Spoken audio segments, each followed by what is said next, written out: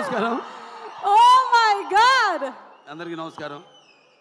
ముందుగా నాకు ధన్యమైన జన్మనిచ్చే నన్ను మీ అందరి గుండెల్లో ఆయన ప్రతిరూపంగా నిలిపినందుకు దైవాంశ సంభూతుడు, అలాగే విశ్వానికి నట విశ్వరూపం ఎలా ఉంటుందో చూపించిన కారణ జన్ముడు, నా తండ్రి, నా గురువు, నా దైవం నందమూరి తారక రామారావు, విశ్వవిఖ్యాత నట సార్వభౌమ నటరత్న కళాప్రపూర్ణ డాక్టర్ పద్మశ్రీ నందమూరి తారక రామారావు గారికి ఆయన 101వ ఈ జయంతి సందర్భంగా ఆయనకి ఘన నివాళులు అర్పించుకుంటూ, అలాగే ఈ యొక్క కార్యక్రమం సీతాల ఎంటర్టైన్మెంట్స్, అలాగే శ్రీకర్ స్టూడియోస్, దాని తర్వాత 14 ఫార్చ్యూన్ 4 సినిమాస్, బాగుంటుంది, కన్ఫ్యూజన్ పెట్టారా, ఇది ఎవరినైనా మనం అన్స్టాపబుల్లో పిలిచి అడగాలి ఈ క్వశ్చన్. ఈ సినిమా ప్రొడ్యూసర్లు ఎవరిలని ఈ 3 పేర్లు చెప్పినోడికి మనం ఫస్ట్ ప్రైజ్ ఇస్తాం. నేను మరి ఈ 3 పేర్లు చెప్పే వరకు టెన్షనే నాకు కూడా. ఎన్ని సినిమాలు చేసినా కూడా మళ్ళీ ఒక సినిమాలో డైలాగ్ చెప్పాలని అంతే టెన్షన్ నాకు. అదే కాపాడుతుంది అనుకుంటా, అంటే ప్యాషన్ సినిమా అంటే. ఈ గ్యాంగ్స్ ఆఫ్ గోదావరి సినిమా నిర్మాత మా వంశీ గారికి, నాకు వంశీ గారికి, అలాగే ఎవరు మన సాయి సౌజన్య గారికి, అందరికి కూడా నన్ను అంటే ఈరోజు విశేషం, అందుకే నేను ఎవరికి ఏం చెప్పుకోకర్లేదు. ఏంటంటే నాన్నగారి 101వ ఈ యొక్క జయంతి సందర్భంగా జరుగుతుంది కాబట్టి ఇది ఒక పండగ. అటు మనకి సంక్రాంతి, లేకపోతే ఈ వేరే ఉగాది ఎలాగో అలాగే ఒక మే 28 ప్రతి సంవత్సరం అందరూ అంటే అన్నిటికీ అతీతంగా జరుపుకునే పండగ రామారావు గారి యొక్క ఈ జయంతి. అటువంటి ఈ సందర్భంగా ఈరోజు ఈ కార్యక్రమంలో పాల్గొనడం నా అదృష్టంగా భావిస్తున్నాను. ఎందుకంటే ముందుగా నేను చెప్పుకోవాల్సింది మా సోదరుడు విశ్వక్సేన్ గురించి. ఎక్కడున్నావా ఏట్రా విశ్వక్సేన్, ఒక తల్లి కడుపున పుట్టకపోయినా ఎవరన్నా మమ్మల్ని కవలలే అంటారు బయట చూస్తే. ఒక తల్లి పేగులు పంచుకు పుట్టకపోయినా పైగా మంచి ఎరుపు చొక్క, ఇవాళ మంగళవారం, మంచి కుచుడికి ఇష్టమైన రంగు, నువ్వేమో అమ్మవారికి అంటావు, అమ్మవారికి కూడా మంచి రంగు. సరే, అటువంటిది చాలా కొంతమందిని నేను చాలా సన్నిహితంగా ఉంటాను ఇండస్ట్రీలో. ఒకటేమో సన్నిహితం ఉంటే అదే మాకు టైం దొరకదు. అతను ఎప్పుడు వర్కహాలిక్, ఎప్పుడు వార్ ఫుట్టింగ్లో ఉంటాడన్నమాట మనిషి.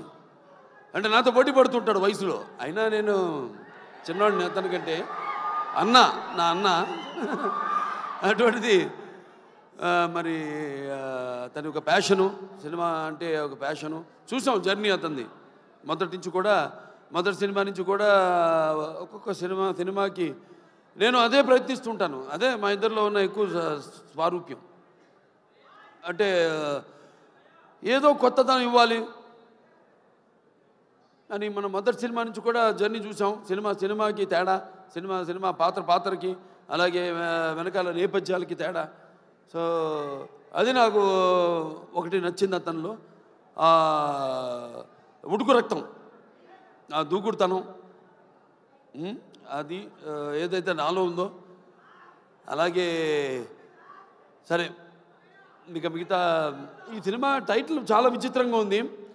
అది గ్యాంగ్స్ ఆఫ్ గోదావరి అంది. అంటే నాకు తెలియదు గ్యాంగ్స్ ఆఫ్ గోదావరి ఇది అంటే. అందరు కూడా అలాగే ఉండాలి ప్రతి సినిమా కూడా. ఇప్పుడు గుప్పిడిప్పితే ఏముంది, ఏమి లేదు. ఆ ఎగ్జైట్మెంట్, సినిమా విడుదలయ్యి మనం మొదటి రోజు థియేటర్కి వెళ్ళి చూస్తున్నప్పుడు సినిమా మనం పొందే ఆ యొక్క ఎగ్జైట్మెంట్ కనిపిస్తుంది సినిమా టైటిల్లో, గ్యాంగ్స్ ఆఫ్ గోదావరిలో. ఎందుకంటే నేను చాలా సినిమాలు నేను చేసిన సినిమాలు అక్కడ అటు ఉభయ గోదావరి జిల్లాలో, అంటే గోదావరి అటు ఉంటుంది ఇటు ఉంటుంది. అప్పుడు మేము పూడిపల్లి పోయేవాళ్ళం. ఇటు వెళ్తారేమో వెస్ట్ గోదావరి నుంచి అటేది కొవ్వూరు, దొమ్మేరు, అటు నుంచి మన పోలవరంకి వెళ్ళే దారిలో అక్కడ లాంచ్ ఎక్కి వెళ్ళేవాళ్ళం, లేకపోతే ఇటు పేపర్ మిల్ మీదుగా అటు వెళ్ళేవాళ్ళం.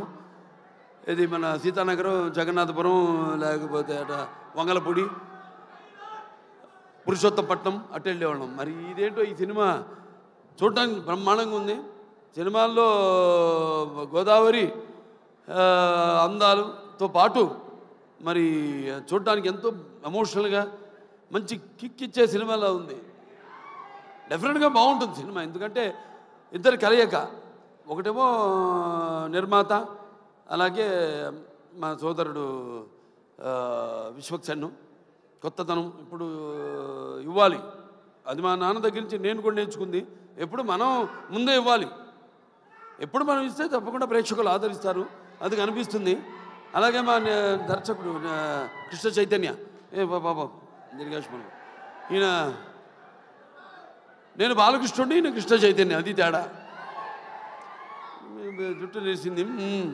ఇంతకుముందు అయితే రౌడీ ఫెలో మా నారా రోహిత్తో, దాని తర్వాత చల్మోహన్ రంగా నితిన్తో 2 సినిమాలు డైరెక్ట్ చేశారు. మంచి శుశ్రూషం ఎవరు మన త్రివిక్రమన్ గారి దగ్గర.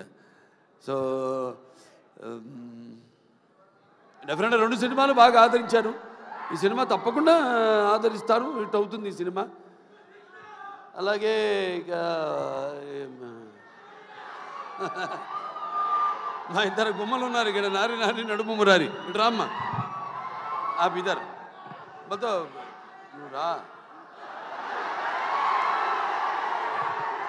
ఈవిడేమో కత్తి, ఈవిడేమో ఖతర్నాక్. కత్తి అంటే తెలిసిపోతుంది, కత్తితో పొడి చేస్తుంది డైరెక్ట్గా. పాపం వెన్నుపోట్లు తెలియవు. ఈవిడ ఖతర్నాక్ అంటే మనకు తెలియదు, పొడుస్తుందో పొడవదా అని.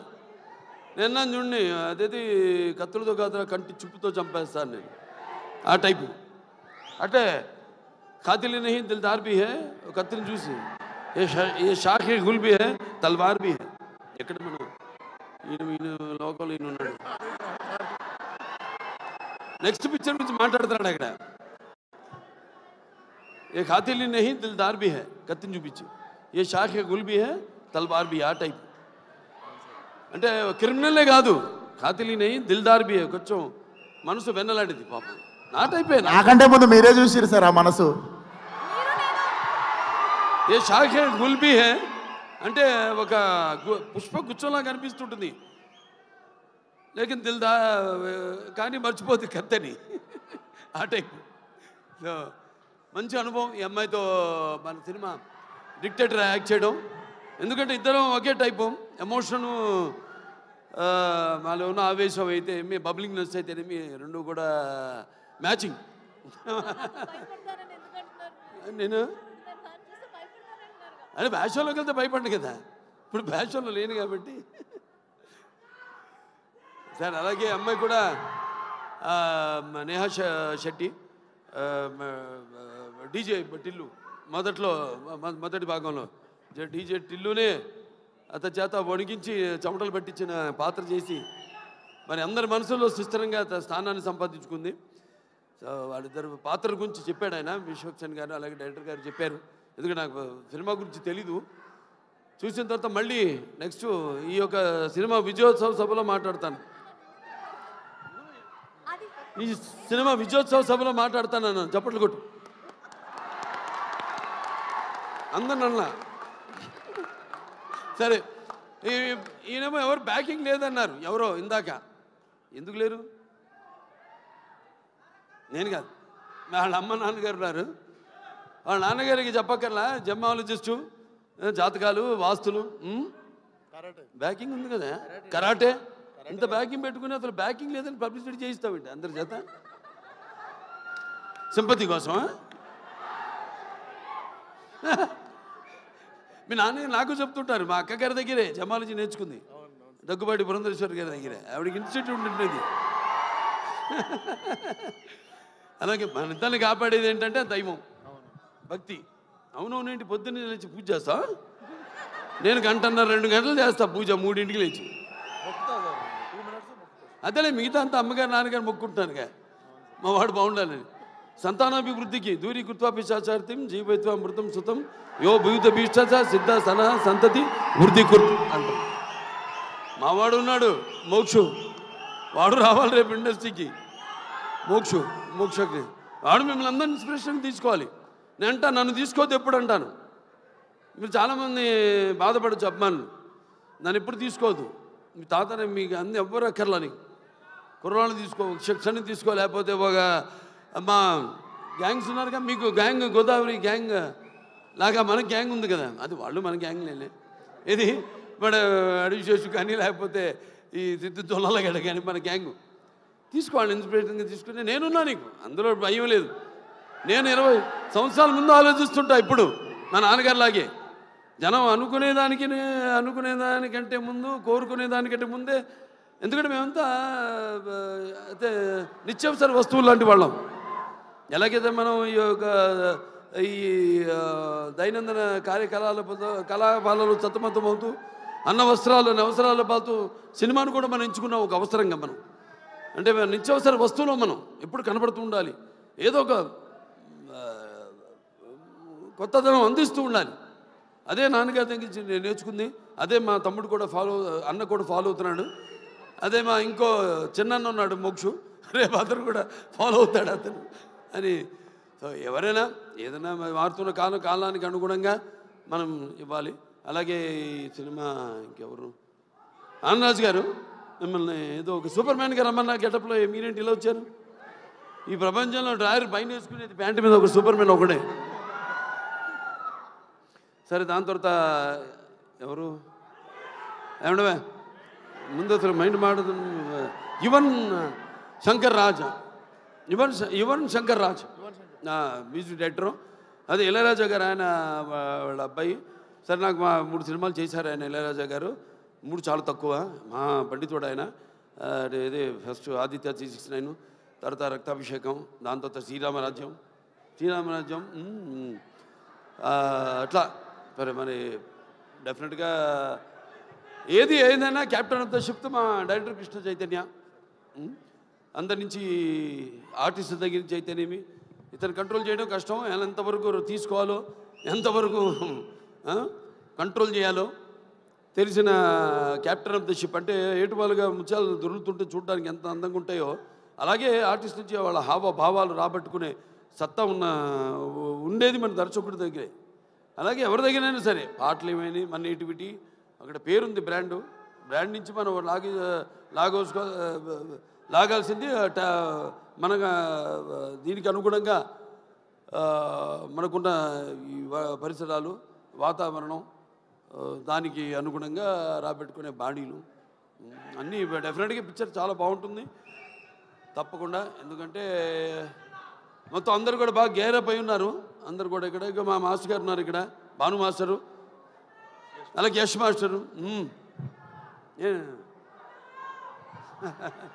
ఏం యశ్రా, నువ్వు నాతో పని చేయలేదని సెకండ్ అవ్వా? చేద్దాం తప్పకుండా. సో బాగుంది చాలా. ఇవాళ 2 పండుగలు, ఒకటి ఆయన పుట్టినరోజు జయంతి సందర్భంగా ఎంతోమంది అభిమానులు వచ్చారు ఇవాళ. అటు విశ్వక్సేన్ గారి అభిమానులు, నా అభిమానులు, అలాగే కళా పోషకులు, కళా ప్రేమికులు, అలాగే విఘ్నులు, ప్రాజ్ఞులు, అలాగే press, print and media, print and digital media అంతా కూడా వచ్చున్నారు ఇక్కడికి. అందరు కూడా నా కృతజ్ఞతలు తెలియజేసుకుంటూ తప్పకుండా ఈ సినిమా త్వరలో ఒక మంచి కాంబో కూడా అనౌన్స్ చేయబోతాం. డిజిటల్ అండ్ శాటిలైట్ మనకు కూడా మంచి ఒక కాంబో ఉంది ఒకటి. అదే తర్వాత ఇస్తాం, అనౌన్స్ చేస్తాం తర్వాత ఏంటో అది. అందరు కూడా పనిచేసిన వాళ్ళందరూ కూడా ముందుగానే పిక్చర్ చూడగానే తెలిసిపోయింది. పిక్చర్ యొక్క అంటే అన్నం మొత్తం ఉడికిందో లేదో చూడక్కర్లా, ఒక మెతుకు చూస్తే చాలు. మొత్తం చేయి పెడితే చేయి కాలుద్ది, ఒక మెతుకు చూస్తే తెలిసిపోతుంది అన్నం ఉడికిందా లేదా అనేది. అలాగే సినిమా ట్రైలర్తోనే తెలిసిపోతుంది. అలాగే మా నిర్మాత ఆయన ఎంతో అభిరుచి గల, ఇప్పుడు నేను సినిమా చేస్తాను ఆయన ప్రొడక్షన్లో, ఎంతో అభిరుచి గల మంచి నిర్మాత. అండ్ ఎంత సినిమా లేట్ అయినా అనివార్య కారణాల వల్ల దేనికి ఆయన కాంప్రమైజ్ కాకుండా సినిమా బాగుండాలి. అందుకే ఇవాళ ఉన్న అంటే మంచి సినిమాలు వస్తున్నాయి కాదన్నాం, అన్నీ మంచి సినిమాలే, అన్నీ బాగా చాలా జాగ్రత్తగా దగ్గర పెట్టుకుని తీస్తున్నారు ఇప్పుడు సినిమాలు అందరూ కూడా. బట్ అటు అన్ని సినిమాలు అంటే ఒకటి చిన్న పెద్ద సినిమా అని చెప్పను.